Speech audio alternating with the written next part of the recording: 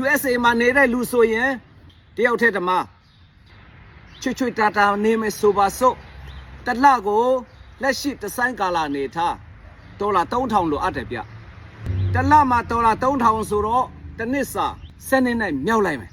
3600လိုတယ်ဗျ25နဲ့ထပ်မြောက်လိုက်မယ်ဒေါ်လာ9သိန်းလိုအပ်တယ်ဗျ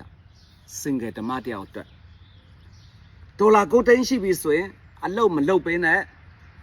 နေလို့ရတယ်ကိုလှုပ်ချင်တဲ့အလုပ်ပဲလှုပ်ဆိုလိုတာတချင်းဝါဒနာပိုင်းတချင်းပဲထိုင်ဆိုနေလိုက်တစ်နှစ်လုံး3နှစ်လုံးတချင်းရေးချင်လား9နှစ်လုံးတချင်းထိုင်ရေးနေလို့ရတယ်ဂီတာတစ်လုံးနဲ့အဲ့ဒီငွေကြေးပမာဏရှိမယ်ဆိုရင်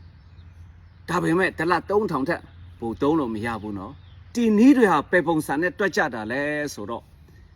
ပါမှာပတ်စံထားမယ်ဆိုရင်4ချက်တိုးရတယ်ဗျတစ်နှစ်မှာ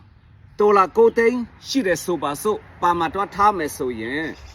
0.04 နဲ့မြောက်ကြည့်တစ်နှစ်မှာဒေါ်လာ3600ရမယ်ဗျဒါဆိုရင်တစ်လမှာဒေါ်လာ3000ဒီပုံတင်နည်းနဲ့တွက်နေကြချင်းဖြစ်ပါတယ်ဒါတယောက်တည်းဓမ္မကိုတွက်တာနော်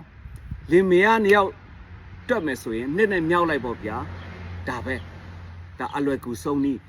မဆုငါကျွန်တော်တိုက်ရမင်းရွေးစဖြစ်ပါတယ်